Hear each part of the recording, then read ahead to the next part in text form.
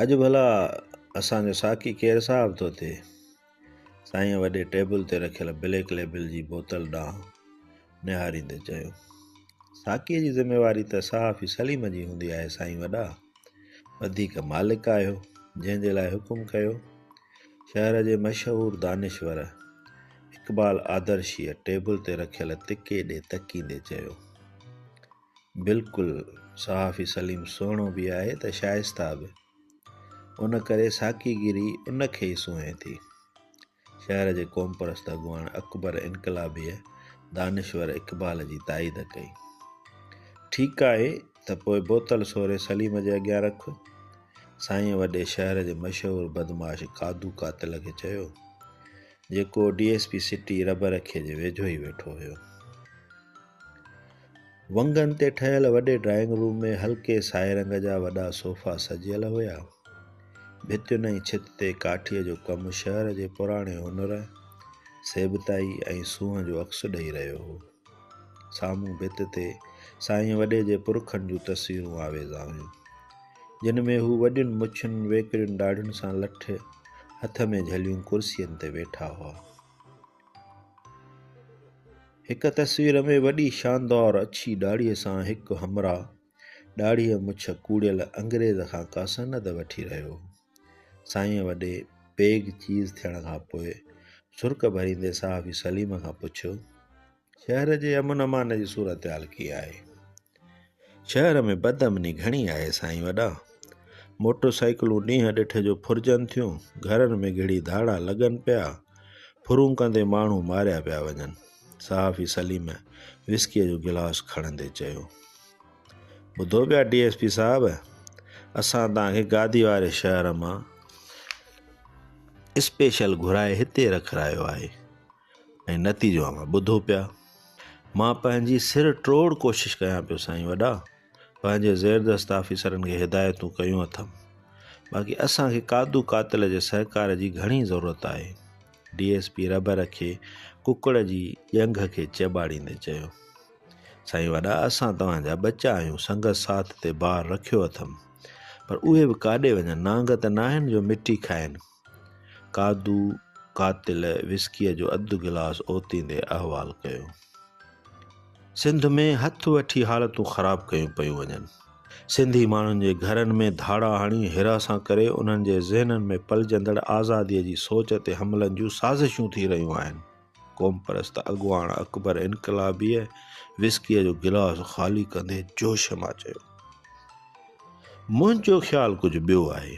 दानिश्वर इक़बाल आदर्शीअ सहाफ़ी सलीम खे ख़ाली थी वियल गिलास ॾांहुं इशारो कंदे सिगरेट जो डिघो कश हणंदे निहायती गंभीरता सां चवणु शुरू कयो, मां सम्झां थो बदअमनीअ जो सबबु नौजवाननि में फ्रस्ट्रेशन, बेरोज़गारी, शहर जे पढ़ियल लिखियल मिडिल क्लास जे माण्हुनि जी मुजरमाणी ख़ामोशी ऐं शहर में ॿाहिरां आयल फ्यूडल क़यादत ऐं सोच आहे। मां तव्हां सां इन ॻाल्हि में सहमत न आहियां। सभु वॾेरा ऐं सरदार हिक जहिड़ा न आहिनि। सहाफ़ी सलीम गिलास ठाहींदे साईं वॾे ॾे मुंहुं कंदे चयो। साईं वॾो जेको सिगरेट जा डिघा कश हणंदे क्रोध मां दानिश्वर इक़बाल ॾे निहारे रहियो हो, तंहिंजे चपनि ते हल्की मुस्कुराहट अची वई। तव्हांजी ॻाल्हि कुझु क़दुरु सही आहे। दानिश्वर इक़बाल आदर्शीअ विस्कीअ जो भरियल गिलास खणंदे जल्दीअ में पलटो फेराईंदे चवणु शुरू कयो, पर अहिड़नि माण्हुनि जो तइदादु अटे में लूण बराबरि आहे। जीअं असांजो साईं वॾो पंहिंजो सॼो सारो फ्यूडल बैकग्राउंड रखंदे बि पंहिंजी सोच में ॾिसो लिबरल ऐं केॾो न अवाम दोस्त आहे। सिटिंग गवर्नमेंट जो MNA हूंदे बि शहर जे हर तबक़ाई फ़िक्र सां वास्ते में हूंदो आहे ऐं उनजो सबूत असां सभिनी जो हिते मौजूदु हुअणु आहे। इन में त को शक न आहे। साईं वॾो शहर में थींदड़ हर फोरम जी प्रोग्रामनि ऐं गॾिजाणियुनि में गॾु हूंदो आहे, पर साईं खां हिकिड़ो मूंखे ॾुखु ज़रूरु आहे। क़ौम परस्त अॻुवाण अकबर इनकलाबीअ विस्कीअ जो ढुक भरींदे खिलंदे साईं वॾे खे चयो, हुकुम कयो। मां त नथो सम्झां त कॾहिं तव्हांजे कंहिं कम में मूं खां का सुस्ती थी हूंदी। साईं वॾे गिलास हथ में खणंदे अकबर इनकलाबीअ खे चयो, साईं वॾा, तव्हां हर दफ़े शहीद जी वरसीअ ते डोनेशन ॾींदा रहिया आहियो, पर हिन दफ़े तव्हांजे मुंशीअ सिर्फ़ु मानीअ जो बिल अदा कयो। मूंखे हिन जी ॼाण कोन्हे, मां मुंशी खे दॿ ॾियां थो, बाक़ी मां त तव्हांजे ॿियनि साथियुनि जो जेल में बि ख़्यालु रखंदो आयो आहियां। बिल्कुलु साईं, तव्हां जूं असां ते घणियूं ई महिरबानियूं आहिनि। तव्हांजे तांघे ते त पिया तगूं। अकबर इनकलाबीअ ताज़े आणे रखियल बिरोस्ट मां टुकुर पटींदे चयो। साईं वॾा, तव्हां प्रेस क्लब खे रेनोवेट करण लाइ फंड वठी ॾियण जो असां सां वाइदो कयो हो। सहाफ़ी सलीम सिजीअ जे बूटीअ खे चक हणंदे चयो। चङो थियो तव्हां यादि ॾियारियो, मूंखे ॿुधाइणु विसरी वियो हो। गुज़िरियल हफ़्ते मां सिंध गवर्नमेंट जे मिनिस्टर सां इन सिलसिले में डिस्कस कयो आहे।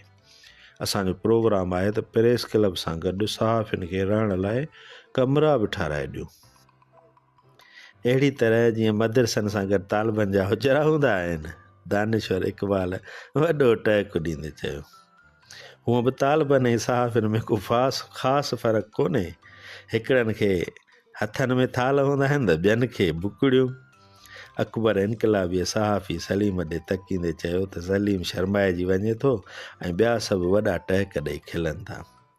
साईं वॾो सहाफ़ी सलीम जे कैफ़ियत खे महसूसु कंदे मौज़ू बदिलाए थो छॾे। भला DSP साहिबु, शहर में बदअमनी खे रोकण लाइ तव्हांखे कादू कातिल सहकार जी कहिड़ी ज़रूरत आहे? साईं वॾा, असांखे कादिर ख़ान जी तमामु घणी ज़रूरत आहे। हीउ पंहिंजे ॾोहारी साथियुनि खे सम्झाए त उहे ॾोह न कनि। उनखां सवाइ असां तमामु थोरी नफ़री हुअण करे ॾोहनि ते कंट्रोल न पिया करे सघूं। DSP रबर खे इहो चई विस्कीअ जो ढुक भरियो। हाज़िर साईं, मां त ईअं कंदुसि, पर असांजो मसइलो बि त हल कयो। मिड़नी जा वॾा त तव्हां आहियो, असां बि त उन जा आहियूं जंहिंखे इक़बाल साहिबु समाज चवंदो आहे। कादू कातिल इक़बाल आदर्शीअ ॾे तकींदे चयो। मां उन लाइ इहो सोचियो आहे त वॾे मक़सद खे हासिलु करण लाइ असांखे नंढा नंढा कंप्रोमाइज़ करणा पवंदा। शहर में तमामु घणी बदअमनीअ खे रोकण लाइ असां जेकॾहिं कादू ऐं उन जे साथियुनि खे जुआ जी टिकिरी ऐं हल्के पैमाने ते चर्स आफ़ीम हलाइण जी इजाज़त ॾियूं त इन सां ई सभु उन धंधे में रुधल बि रहंदा ऐं राज़ी बि रहंदा। तव्हांजो छा ख़्यालु आहे सलीम साहिबु? उन सां सूरत हाल बहितर न थींदी? साईं वॾे इहो चई सिगरेट जो कश हणंदे सहाफ़ी सलीम ॾे उन जी राय ॿुधण लाइ निहारियो। साईं वॾा, माण्हुनि खे अमन खपे, इहो तव्हां कीअं था ॾियो? उन सां उन्हनि खे का बि गर्ज़ कोन्हे। त पोइ ठीकु आहे, DSP साहिबु, तव्हां कादू कातिल जो ख़्यालु रखो ऐं हीउ अमन अमान जी निगहबानी कंदो ऐं ज़िम्मेवारी खणंदो। ठीकु आहे साईं वॾा, DSP साहिबु नशे जी कैफ़ियत में सल्यूट हणंदे साईं वॾे खे चयो। पर उन में सलीम साहिबु, तव्हांजे सहकार जी ज़रूरत कादिर ख़ान खे पवंदी। साईं वॾे अधु भरियल गिलास चपनि ते आणींदे सहाफ़ी सलीम खे चयो। बाबा साईं, असां कॾहिं बि कादू ख़ान सां लेखो ई न आहे कयो। हिन जे कमनि में मां त मतिलब ई न आहियां रखंदो। सहाफ़ी सलीम पेग पीअंदे चयो। बिल्कुलु साईं वॾा, सलीम साहिबु असां सां भाइरनि वांगुरु निभाईंदो आहे ऐं मां बि कॾहिं हिन खे अणिभो न आहे रखियो। हाणे बि जेको हाल हूंदो आहे पाण वञी पहुचाए ईंदो आहियांसि। कादू कातिल सहाफ़ी सलीम जी ताईद कंदे साईं वॾे खे हथ ॿधंदे चयो। इक़बाल साहिबु, असांजी हुकूमत जॾहिं खां आई आहे न, त उन ॾींहं खां असांजी इहा कोशिशि रही आहे त सभिनी खे गॾु खणी हलूं। मुआशिरे जा सभई फ़र्द असांजे हिन सफ़र में असांजा सहकारी हुजनि। इन में तव्हांजी क़यादत खे जस हुजे साईं। जंहिं मफ़ाहिमत जो प्रोग्राम आणींदे समाज जे मिड़नी मुख़्तलिफ़ सोचुनि खे साण खणी हलण जी सलाह कई। दानिश्वर इक़बाल साईं वॾे जी ॻाल्हि ते मुश्कंदे हल्को टेको ॾिनो।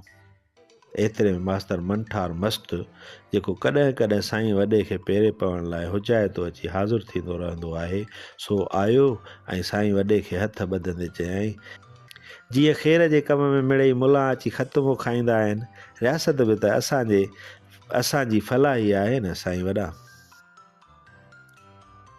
सभु टहिक ॾेई खिलनि था। साईं वॾो मास्तर खे वेहण जो इशारो कंदे चयो, हिन महिल किथां पियो अची? साईं वॾा, ॻाल्हि ई न पुछो, मां शहर में अजीब लका ॾिसियूं पियो अचां। सभु मास्तर ॾे मुतवजा थियनि था। ख़ैर त आहे मास्तर, शहर में छा थियो आहे वरी? DSP रबर खे मास्तर खां पुछियो, DSP साहब तव्हां जल्दी वञो, शहर जी हालत अजीब थी वई अथव।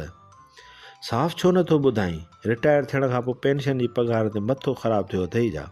साईं वॾे मास्तर मंठार खे छिंभ कढंदे चयो। साईं वॾा, मां शहर जे अंदरां पे आयुसि त गोश्त मार्केट ऐं सब्ज़ी मार्केट में जिते अॻे शहर जा कुता ऐं रोलू जानवर हूंदा हुआ, उते माण्हुनि जो वॾो तइदादु मौजूदु हो। सभिनी खे ड्रिघा कारा कोट ऐं अछा कपिड़ा पातल हुआ, उन्हनि जे मुंहं ते निकाब हुआ ऐं उहे तइदाद में वधंदा पए विया। जानवर ऐं कुता ढिनल हुआ, परे खां हैरानीअ सां उन्हनि खे ॾिसी रहिया हुआ। को बि कुतो भौंके न पियो। मां सम्झां थो शहर जे सफ़ेद पोश मिडिल क्लास जे माण्हुनि बदमनी ख़िलाफ़ु कारा कोट पाए कारो ॾींहुं मल्हाइण जो प्रोग्राम रथियो आहे। दानिश्वर इक़बाल राय ॾींदे चयो, ईअं न आहे, मां सम्झां थो सिंधी माण्हुनि खे अकुलु अची वियो आहे ऐं उन्हनि कराचीअ खे सिंध खां धार करण जी साज़िश जो ॿुधी धारियनि खां सिंध खे आजो कराइण लाइ फ़ैसिलाइती जिदोजहद जो रथियो आहे। अकबर इनक़लाबी इहो चई नशे वारी हालत में उथी ज़रे घटि किरंदे नाराए सिंध जो नारो हयो। इहा त ब्रेकिंग न्यूज़ हूंदी, मूंखे वञणु खपे, सहाफ़ी सलीम सोफ़े ते टेक ॾींदे चयो। DSP साहब, इहो तव्हांजी ज़िमेदारी आहे, तव्हां वञी सूरत हाल ॾिसी अचो। सलीम सहाफ़ी महफ़िल जो मोर ऐं असांजो साकी आहे, उन जे वञण सां महफ़िल बेरोनक थी पवंदी। बाद में अवां जेकी बहितर सम्झो इहा न्यूज़ सलीम सहाफ़ी खे लिखाराए छॾिजो। साईं वॾे DSP साहब खे हुकुम ॾिनो। DSP रबर रखियो, सल्यूट करे हलियो वियो। साईं वॾा, तव्हांजो छा ख़्यालु आहे त इहे माण्हू छो पिया गॾु थियनि? दानिश्वर इक़बाल चोथों पेग चाढ़ींदे चयो। माण्हुनि जे गॾु थियण जो कारण त मालूम कोन्हे, बाक़ी कुतनि जो न भौंकणु ऐं सहमिजी वञणु सम्झ में अचे थो। इहो वरी कीअं साईं वॾा? सहाफ़ी सलीम गिलास ॾांहुं हथु वधाईंदे चयो। सिधी ऐं आसान ॻाल्हि आहे त रिटायर थियण खां पोइ मास्तर मंठार जो मथो अफ़गानी कुते जहिड़ो थी पियो आहे। थी सघे थो त शहर जे कुतनि मास्तर खे ख़ुदिकश बम्बार कुतो सम्झो हुजे ऐं उहे दहिलजी विया हुजनि। सभु वॾा टहिक ॾेई खिलनि था। थोरी देरि खां पोइ DSP रबर रखियो, मुश्कंदे अची हाल में हाज़ुर थियो। सोफ़े ते वेहंदे अहवाल ओरणु लॻो। अहिड़ी का ख़ासि ॻाल्हि कोन्हे, उते वॾे तइदाद में शहर जा सफ़ेद पोश माण्हू ज़रूरु हुआ, पर उहे कंहिं एहतिजाज लाइ गॾु कोन थिया हुआ। मूं माण्हुनि खां पुछण जी कोशिशि कई, पर मूंसां कंहिं बि कोन ॻाल्हायो। उन्हनि जे हथनि में शापर हुआ जेके सब्ज़ी मार्केट में फिटी कयल ख़राब टमाटा, बसर ऐं ॿियूं भाॼियूं मेड़े रहिया हुआ ऐं गोश्त मार्केट में छीछड़ा, जानवरनि जा आंडा ऐं ओझ मेड़े रहिया हुआ।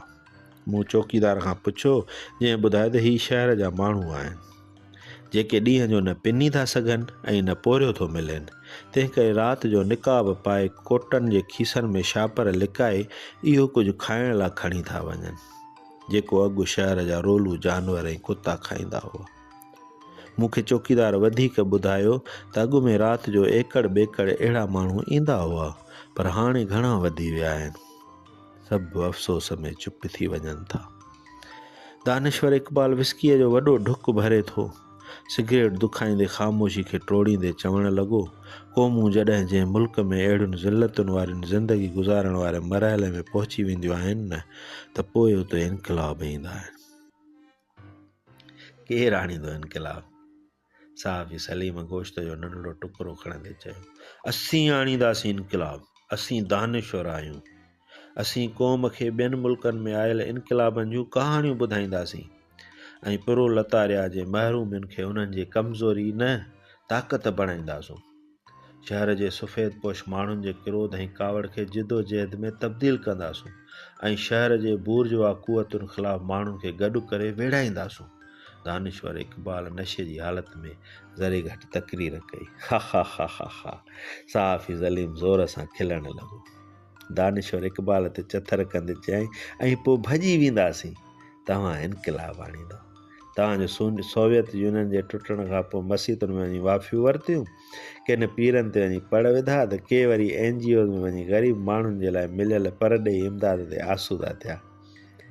इनक़लाब तॾहिं ईंदो ऐं सूरत हाल तॾहिं ई सही थी सघे थी जॾहिं माण्हू ज़िलतुनि सां कंप्रोमाइज़ करणु छॾे ॾींदा।